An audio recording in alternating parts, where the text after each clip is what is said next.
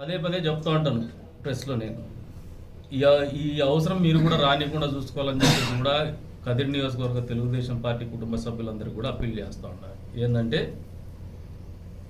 ఎన్నికల్లో టికెట్ గురించి మొదటి లిస్టులో లేదని చెప్పేసి దీన్ని మీరు ఎక్కడ కంగారు పడాల్సినటువంటి అవసరం లేదు.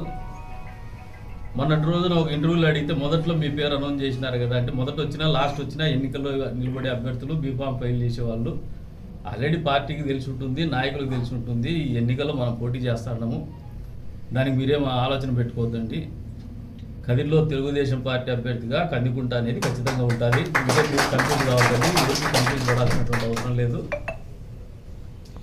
దీనికి ఎవరైనా కన్ఫ్యూజ్ చేసినా ఆలోచన పెట్టుకోవద్దండి. రకరకాల శక్తులు ఉంటాయి రాజకీయాల్లో, అది కూడా అంతా కూడా ఒక పార్ట్. అది మనకు ప్రత్యర్థులు అనేవాళ్ళు రాజకీయాల్లో ఖచ్చితంగా ఉంటారు ఎన్నికల సమయంలో. అంతకుముందు వచ్చినటువంటి అవకాశాలను ఏదైనా కూడా వాళ్ళు కూడా సద్వినియోగం చేసుకోవాలనే ఆలోచనతోనే వాళ్ళు కూడా కొన్ని ప్రయత్నాలు చేస్తూ ఉంటారు, గోబెల్స్ క్యాంపెయిన్ చేస్తూ ఉంటారు, కన్ఫ్యూజ్ క్రియేట్ చేయాలని చూస్తూ ఉంటారు, డిస్టర్బ్ చేయాలని చూస్తూ ఉంటారు. ఎవరైనా తెలుగుదేశం పార్టీని మద్దతు పలకాలనే ఆలోచనతో ఉన్నటువంటి వైఎస్ఆర్సీపీ పార్టీకి చెందినటువంటి వ్యక్తుల్ని కావచ్చు, నాయకుల్ని కావచ్చు, లేదంటే పదవుల్లో ఉన్నటువంటి ప్రజాప్రతినిధుల్ని కావచ్చు, అదే రకంగా తటస్థంగా ఉన్నటువంటి ఓటర్లను కావచ్చు డిస్టర్బ్ చేయాలనే ఆలోచనతో ఉంటారు. This is all process. ఇది ఒక తంతు. ఇది ఈరోజు కాకపోతే 10 రోజులకైనా వాస్తవాలు బయటకు వస్తాయి.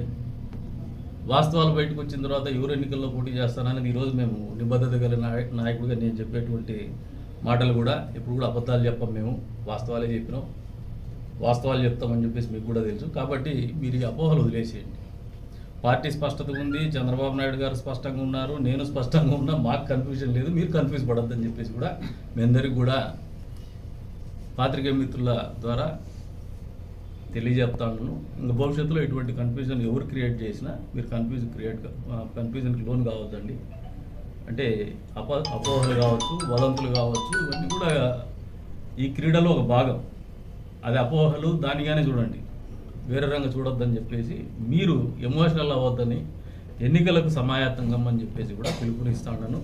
ఎన్నికలకు ఏం నిర్వహించుకోవాలో ఆ నిర్వహణలో భాగంగా మనం చేయాల్సినటువంటి కార్యక్రమాలు పూర్తి స్థాయిలో మీరు ముందుకు పోమని చెప్పేసి కూడా మిమ్మల్ని అందరినీ కూడా కోరుతూ ఉన్నాను. నా వంతుగా కూడా నేను ఎప్పుడు కూడా ఎన్నికలకు సమాయత్తంగానే ఉన్నాను. నా వంతుగా నేను చేయాల్సిన కార్యక్రమాలు కూడా ఉంటాయి. 1-2 రోజులు ఎప్పుడైనా నేను కాన్స్టిట్యూన్సీలో లేకపోతే పాపం తత్తరబిత్తర పడతా ఉంటాం. మీరేం తత్తరబిత్తర పడద్దండి. నేను 1-2 రోజులు బయటికి పోయినా కూడా రిలాక్స్ అయ్యేకేం పోను, ఆయుధాలు పదును పెట్టేకే పోతా ఉంటాయి. కాబట్టి మీరేం ఆలోచన పెట్టుకోవద్దండి. ఆయుధాలు కూడా మనకు అవసరం, ఈ ఆయుధ సంపత్తి కూడా మనకు ఒక యుద్ధంలో ఒక భాగం. కాబట్టి మీరు నిర్వహించుకునే క్రమంలో నా వంతు ప్రయత్నాలు ఏవైతే ఉన్నాయో, నా వంతు కార్యక్రమాలు ఏమున్నాయో నన్ను చేయనీయండి. మీ వంతు కార్యక్రమాలు మీరు నిర్వహించుకోండి అని చెప్పేసి కూడా మీకు ద్వారా తెలియజేస్తాను.